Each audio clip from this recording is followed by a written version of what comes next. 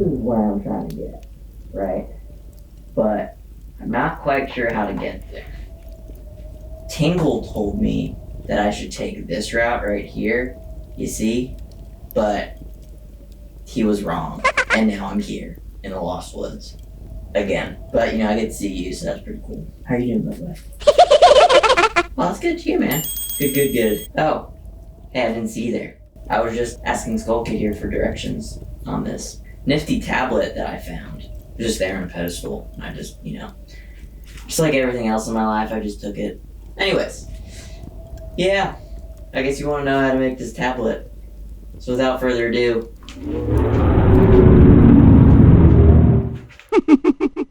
For the first part of the Sheikah Slate, we are making it out of XPS foam. You can pick this up at your local hardware store. I got mine from Home Depot. They come in large sheets, so be prepared with a truck, or if you've got a car, just break them, because you're going to be using just a little bit of this foam to make the Sheikah Slate.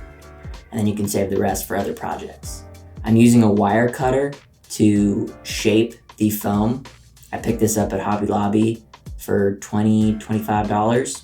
You do not need a hot wire cutter. You can just use a knife. And then for the stencils, I made them in Illustrator, and then I used my silhouette machine to cut them out. But if you don't have any of those, you could just print out a template and cut it out with scissors, or you could just freehand them. The Lens of Truth is a simple shape. And then for the screen, I just used a photograph that I printed out at Walgreens, and then I put a piece of plastic over it, which I picked up at Hobby Lobby for, I think it was $3.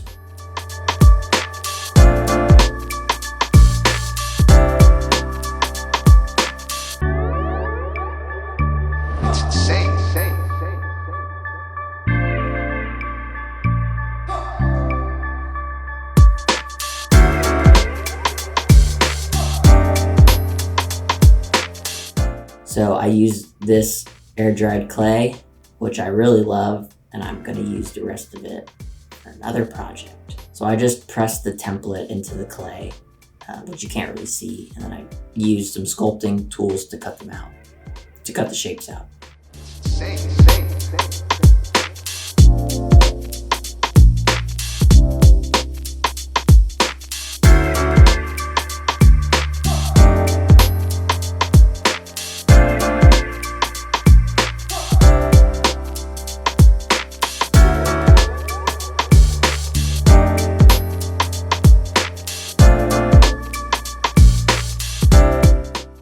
And then for the handle, I used wire with tin foil, and I wrapped it around the handle to get the squigglies.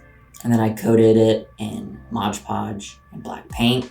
And you want to coat everything in Mod Podge and black paint for when you're gluing things, because glue will dissolve the XPS foam. So make sure you coat it in Mod Podge and black paint.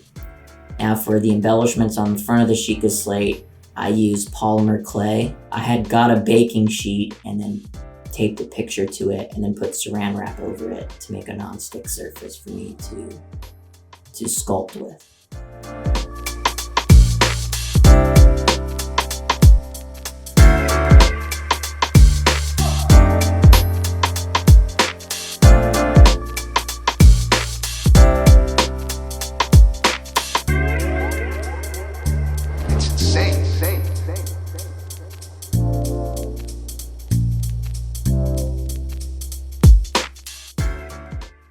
Here's some paint that you can't really see, but I bought 50-cent paint from Walmart. Very cheap paint. Now I had coated the Lens of Truth in gold, but I ended up repainting it later in a tan, or like a coffee. It's more of a tan than a gold.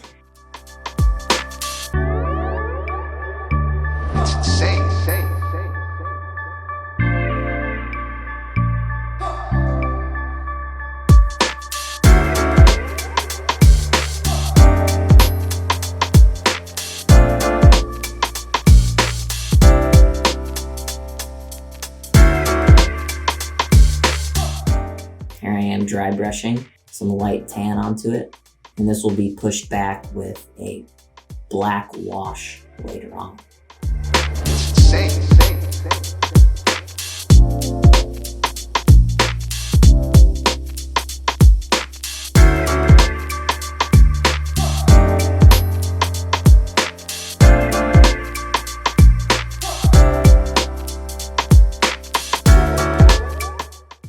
And here I am cutting out the foam with the wire cutter to make room for the lights later on, because I did want to make the Sheikah Slate glow.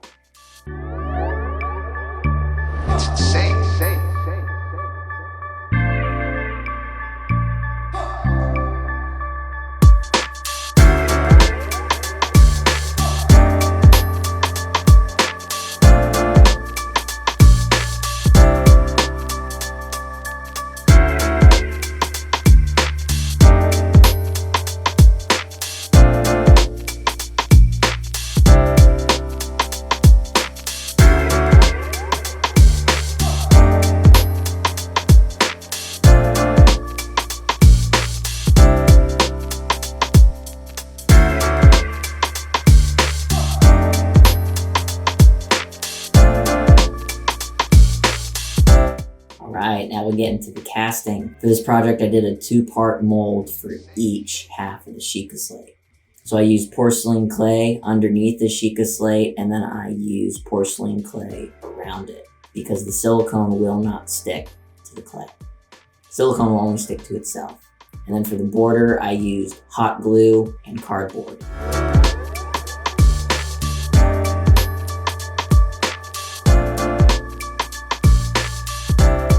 Now, the only drawback to hot glue and cardboard is it leaked, as you can see on the left and the right. But I found out that I didn't use enough super glue around the base, so that is why it leaked. I also used super glue inside of the cardboard to make sure that it was sealed properly. Now, I did hot glue and cardboard to save space, or to save silicone, but I ended up not. It would have just been way easier to just make a perfect square out of the wood and then use liquid nails to seal it. And that's how professional casters do it. And I opted out to try to save supplies, but it ended up costing me more time in the long run.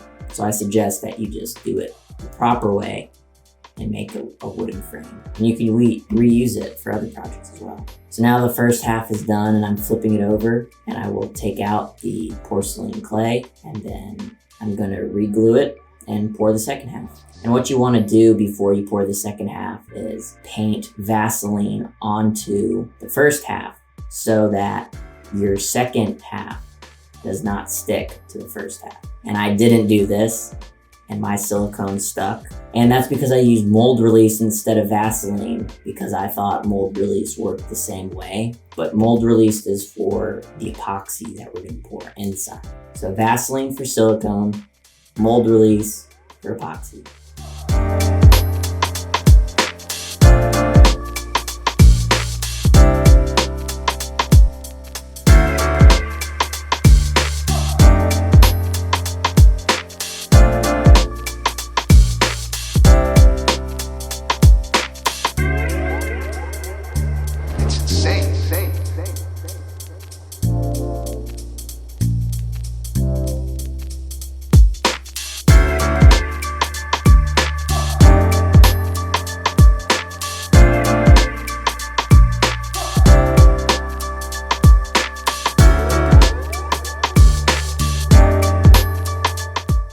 Now I'm prepping for pouring, putting in my straws for my air. And I had cut out a section for the screen because I didn't want it to be resin, I wanted it to be plastic. And this I didn't get all of my embellishments, so it didn't, the epoxy didn't sink into all the crevices because I cut out a square in the middle. So that's my fault.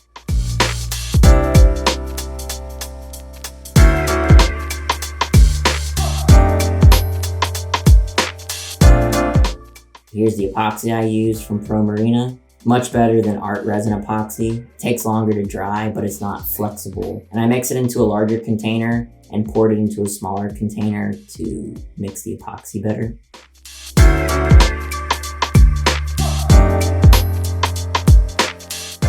Now it's time to demold and see how everything turned out.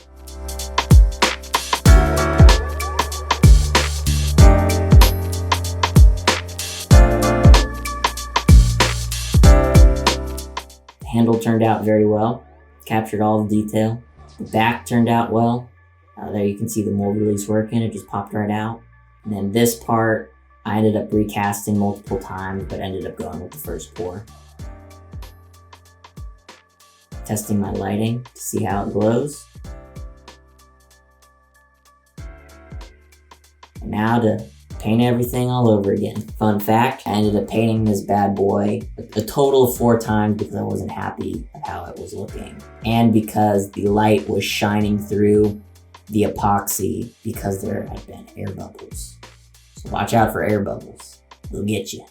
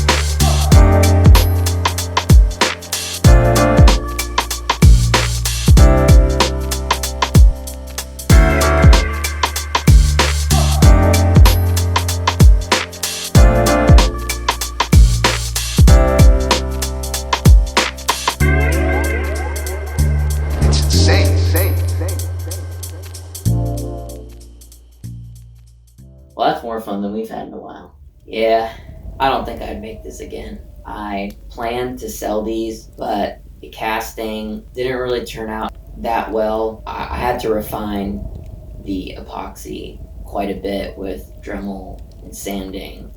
If I was to do this again, I would definitely not use LED light strip. Instead, I would use individual LEDs and then learn how to solder. Basically, so I can make things more compact. I probably wouldn't use a battery pack. I mean, it worked out for this project, but in the future, I would like to have a power source that if you were at a convention, that you could refill, with batteries that you could easily get from the gas station or Walmart. That's what I would change if I was to do this again. But I think I'm gonna call it quits on this project and move on. Do you have something you would like to say? Okay.